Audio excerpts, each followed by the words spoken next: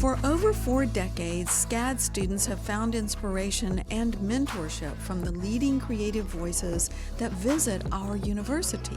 I find joy in sharing these interviews with some of the most prominent makers, thinkers, auteurs, and inventors of our time in a program we call On Creativity. This is SCADcast.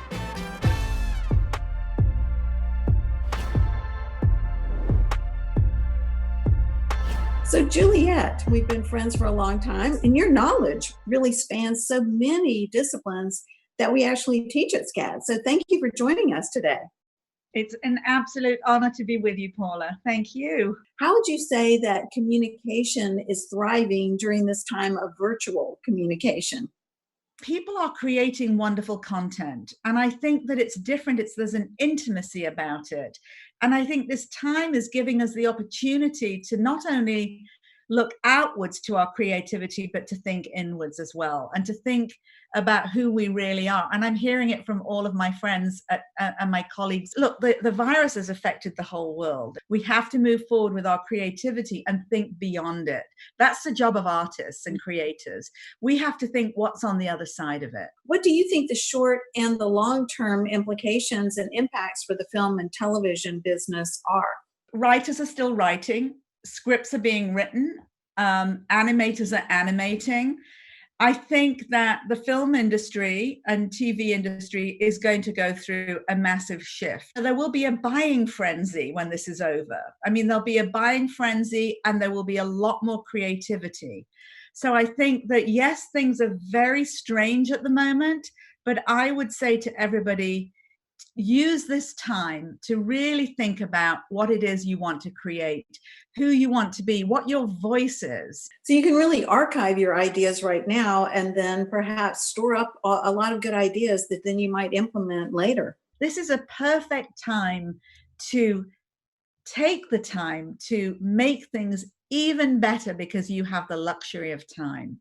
If you're painting, if you're drawing, if you're an architectural student, dream big. This is the time you have when you're not having to cross town, go on buses, go to lectures. But as an artist, thinking about what you want to give to the future of humanity, this is your time.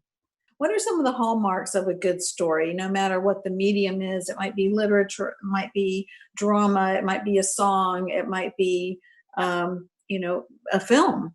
So you have to think about structure. You have to think about the beginning, the middle, and an end. And they have to be in that order. And they're not always in that order. You know, sometimes I'll read a first draft of a TED talk, and the best bit is in that last paragraph. And I immediately move it to the front, So I think it's knowing how to edit yourself. And also to think, just because you think you're fascinating doesn't mean to say anybody else is going to. So what is it about that story that you believe is going to interest other people? What is the idea that's worth spreading? That's our logline at TED. Authenticity is hugely important for what we do at TED. And we're always looking for real people doing really interesting, real things. My passion is to find people who are doing extraordinary things and have extraordinary stories, but are not well known already. Absolutely. You're the discoverer. Anybody who's out there, like if you've got a good story or a good idea, you heard it here. You guys at SCAD are the storytellers of the future. There is no doubt in my mind about that. What specific traits do you think make for a successful producer?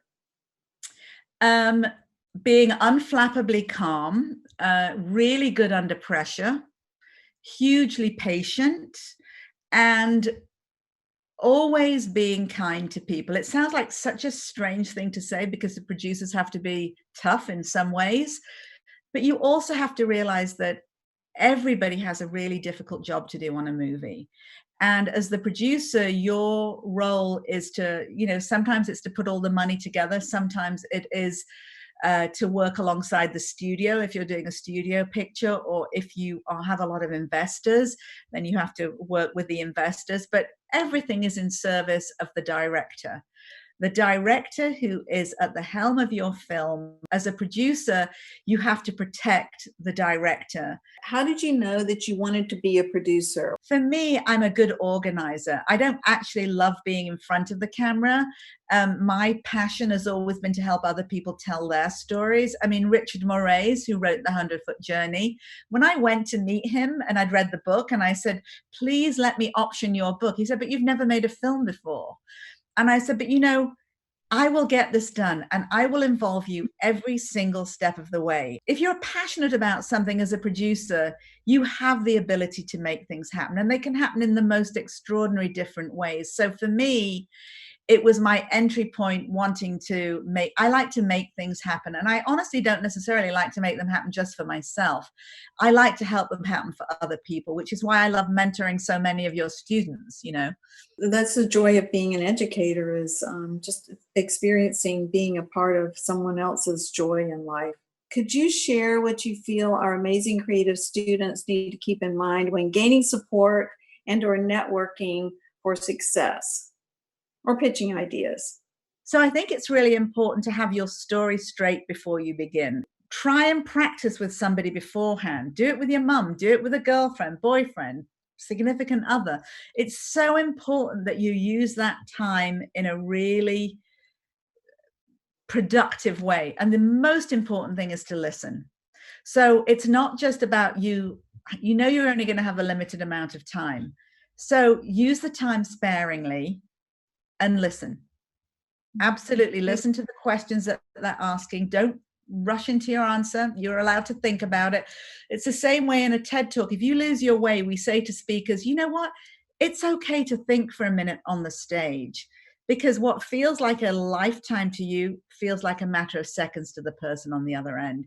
You don't have to rush everything.